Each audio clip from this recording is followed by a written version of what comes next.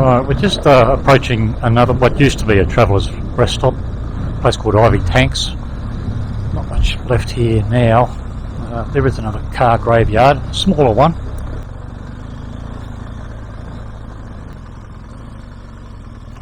We'll just stop here for a few minutes and have a look around. That there, I think, is where the place got its name from. It's a bit of wetland, a few tanks down there. Yeah, this is Ivy Tanks. I was here some years ago on my own, and there was a dingo trapped in this. Look, I don't know what it was, a well or a cellar, I'm not sure, but there was a dingo trapped in here.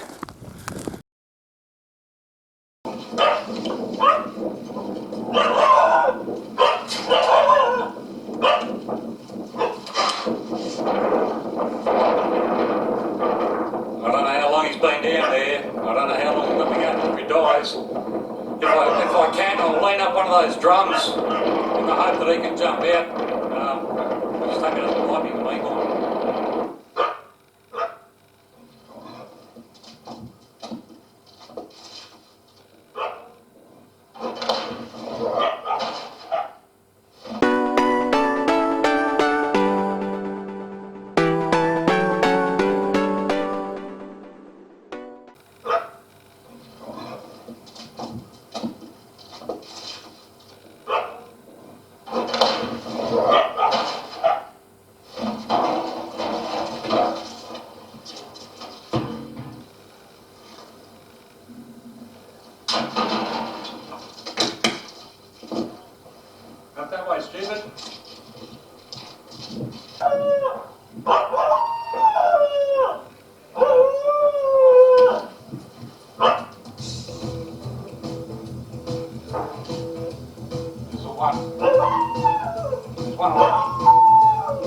There's one already dead.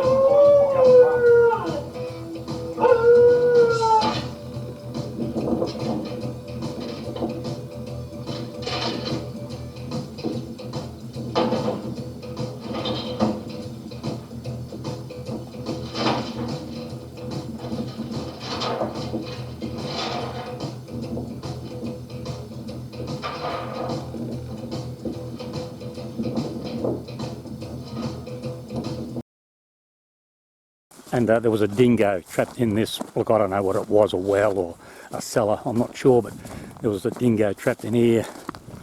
And I created a ramp, which is still there. I came back some months later, and he had gotten out. He had a mate. She had already died. She was in a 44-gallon drum dead. But yeah, he was pretty well close to death himself, I think.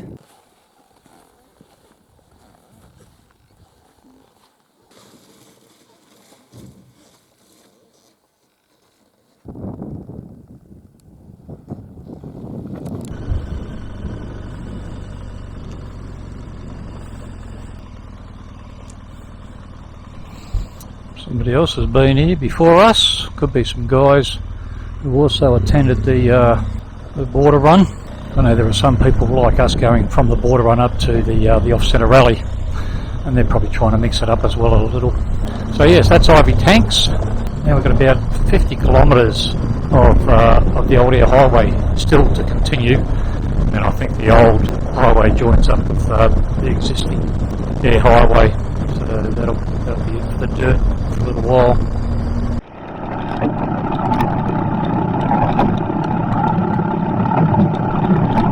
Alright, it's getting late.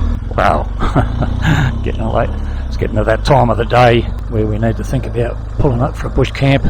We've just passed the community on our right, and we're not far in front of us is the main road, the blacktop, the air highway. And I don't want to camp anywhere near that because you just get drowned out by truck noise all night. There's a track here that'll probably join the two, the old and the new air highway, so we'll just it's pretty rocky. Anyway, we'll pull up here somewhere and peel off the track. Give us relative peace and quiet, I think.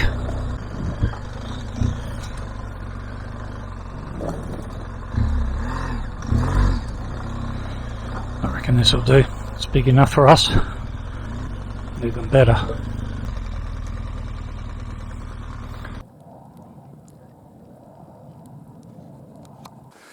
It's early morning, it's before sunrise, and we were hoping that the nights at least were going to get warmer Have a look at this. This is my, let's call it dishwater from last night. The water's frozen solid. It's bloody cold.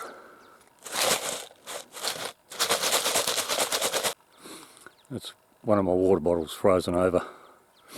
Oh, I can hardly talk. Did I say it was cold? Minus 2.5. I don't make this shit up. First order of the day is to get out of here. It's a bit soft. Yeah, minus 2.5 degrees this morning. That's cold, that's cold. Today, Ceduna is about 2 hours of riding away, 200 kilometres. That'll be an opportunity for us to resupply. This is day 5. We haven't been through any sort of regional townships for a few days, so that'll be an opportunity to resupply with food and any essentials we think we need for the next few days. And then we'll, actually while I'm there, I'm going to give the bike a bit of a wash just to get rid of some of this mud.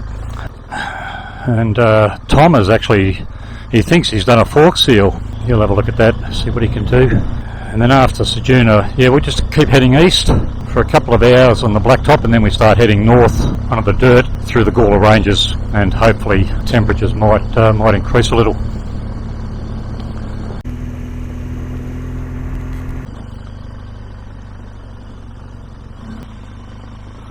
Well, there's the blacktop. There's also a fence. Alright, well, we'll follow the fence until we find a break and then cross through, I guess.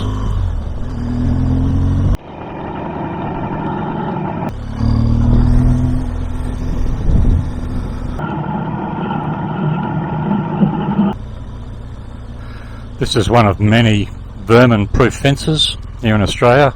Some 4,500 kilometres long. The idea, of course, is to keep out foxes and feral cats and rabbits, all introduced species which don't sit well with Australian wildlife. Anyway, we've crossed that. This will lead us to the blacktop, and then we'll get underway. So I can see movement to my right. We're paralleling the new highway now. Well, when I say new, the existing road. So yeah, we're still on the old air highway at the moment. We're going to rejoin the new alignment very, very shortly in the next couple of kilometres. But look, you blokes here in Australia with large adventure, well, any adventure bike, you know, just to mix it up, if you're crossing this continent, you don't have to take the existing air highway. This old, the original air highway crossing is certainly doable. It's not dangerous or risky, you know, as long as it's dry, of course. As long as it's dry, you should have no trouble. There's no technical parts to it, and it just breaks up the journey and the routine. And it has a couple of points of interest like Canal to Homestead, of course, and Ivy Tanks. Fuel is not an issue. You know, the longest stretch probably, geez, I don't know, 200 k's if that. And that would be from Woomera Village to Nullarbor as you go from west to east. Anyway, we'll be on the blacktop in a moment. We've got a couple of hours of boring bitumen ahead of us.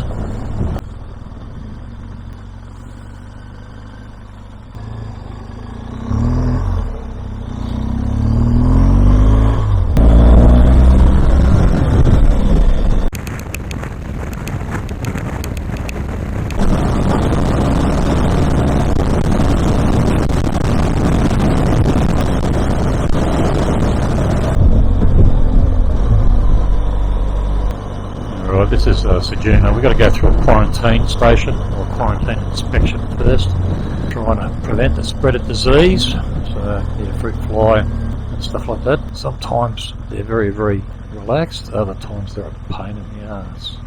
How's it going, mate? Come over from WA? Yes. Yeah, got any fresh fruit or vegetables on board? Fresh fruit? No, we don't. No. All right. Thank you. He was one of the good guys.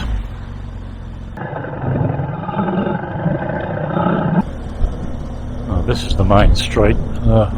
Just going to find the IGA for the resupply. Tom's going to spend a bit of time there. He's going to have a look at this this fork seal. I'm going to go away and find a car wash somewhere just to get rid of some of the excess mud that's on the bike, just to make things a little bit easier if I've got to do any maintenance on it.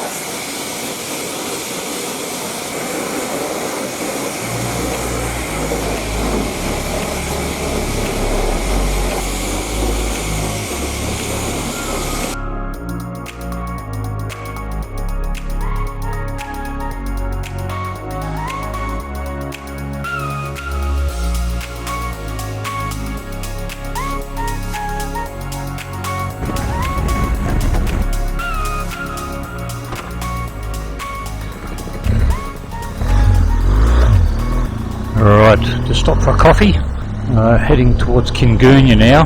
Just spoke to a bloke and he said the conditions between here and Kingoonya are pretty good. It's all unsealed. We have to transit through the Gawler Ranges, which is nothing really, don't get me wrong, it's nothing spectacular like some other ranges here in Australia, you know, the Flinders Ranges and stuff like that, but it should be a pleasant trip anyway.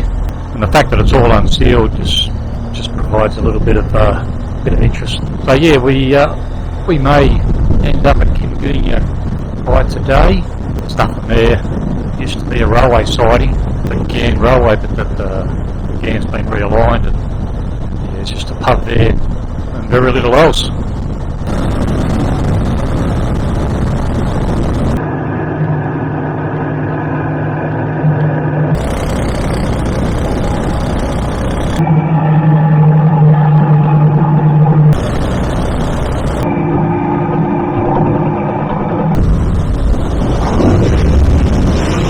Flock of emus. Geez, I hope that water's not deep, otherwise they're going to struggle. How bizarre.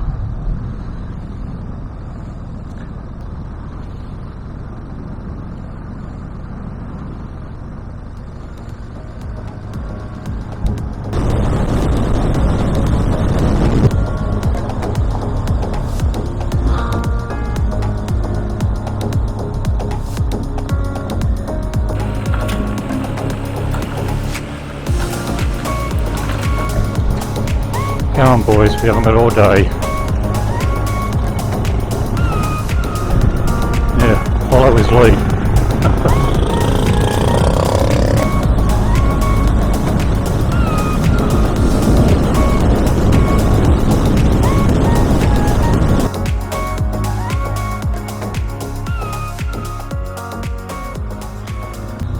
Welcome to Kingoonya. This is just an outpost now, it's got nothing going for it. They do have a Bowser here, but we were told that it could be on the fritz. So, I mean, thankfully both Tom and I have long range tanks, so we don't need to refuel. Just going to call in the pub here for a few moments. I think the problem's going to be bush camping. This place locally doesn't really lend itself to bush camping. Look at the land, looking at the landscape we've just come through. Anyway, I'll have a chat to Tom and see what he thinks.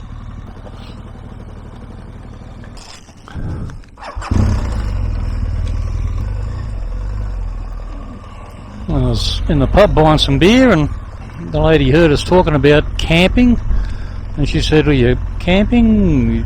Free camp, caravan park, what? She said there's a spot up here for free camping.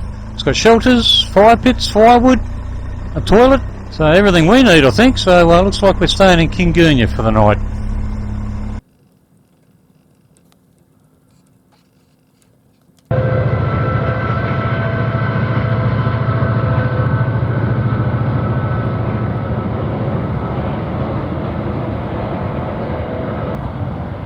Here at Kingoonya, great campsite. Other than the rail line, which is quite busy, and yeah, a few trains during the night. But anyway, that aside, great free campsite. I don't think I was here last time I was here, which was a couple of years ago. They're asking for a donation, and that's fine. I'll stick $20 in the honesty box because I'm happy to pay that. Fire pits, firewood, rubbish, water there, which you have to pay for, but it's a couple of bucks for 20 litres sort of thing. So yeah, great little campsite. And I think last night this was probably the smartest choice to make, just staying here. Alright, morning at day 6. Another cold night last night. Temperature this morning was 1.5 degrees, so still very chilly. However, having said that, there was no frost. So at least we've been able to pack all the gear away dry, which is a bit of a bonus. It means if we pull up late, you don't have to try and dry the gear before you go to bed. Anyway, that aside, yeah, we're leaving Kingoonya now. As I said before, very refreshing to find a free campsite like that, well equipped, well enough. So yeah, from here about 40 kilometres of dirt to get to the highway at Glendambo, and then blacktop for a couple of hours as we head towards Woomera, and then Roxby Downs for a bit of resupply, and after Roxby Downs it's all dirt again, I think probably for about a week. We end up getting on the Oodnadatta track, Birdsville track, up to Mount Isa.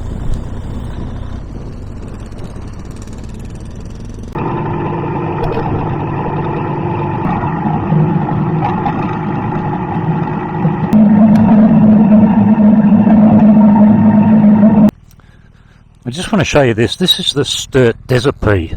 This is South Australia's floral emblem. Absolutely stunning, if you're into that sort of thing.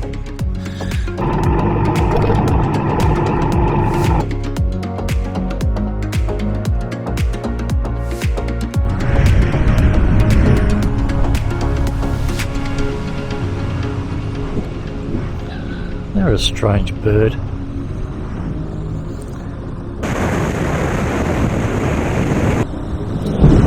Right, coming up to the blacktop, we'll turn right here for a little while and then peel off and head towards Woomera. If you were to turn left, that'll take you eventually to Darwin.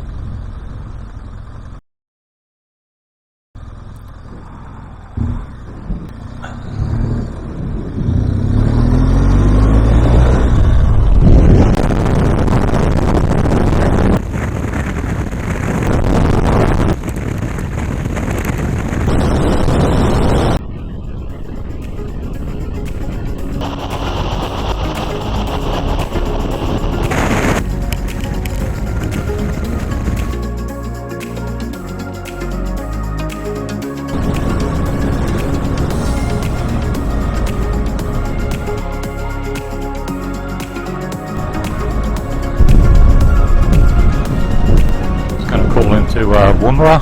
Tom hasn't been around this neck of the woods, so we'll just have a bit of a drive around, see if there's anything that pricks his interest.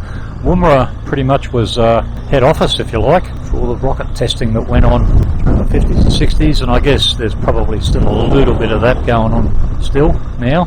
It's all about the Air Force here, and I guess there would have been a number of public servants that would have stayed here as well, and scientists, and a whole mixed bag of people.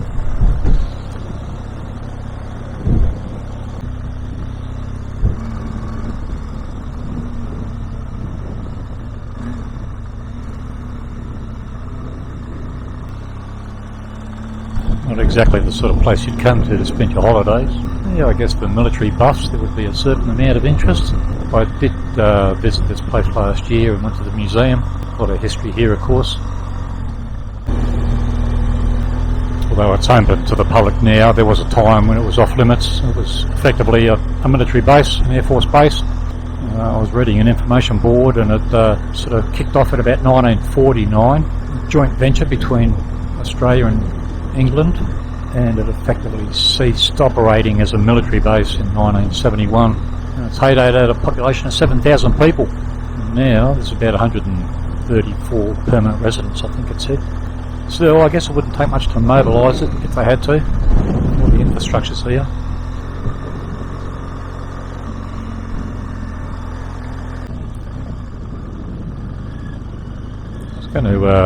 Just going to pull over. This is actually the Woomera Cemetery. It's just something I want you to see. Well, not a good start to the morning. Bit of drizzle, and these roads out here doesn't take much. They become bloody dangerous bloody quickly.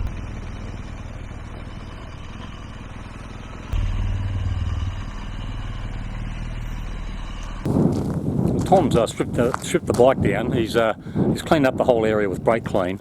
We're just going to run the bike for a few minutes and see if we can see any sign of a leak. So, and it's sort of my own fault.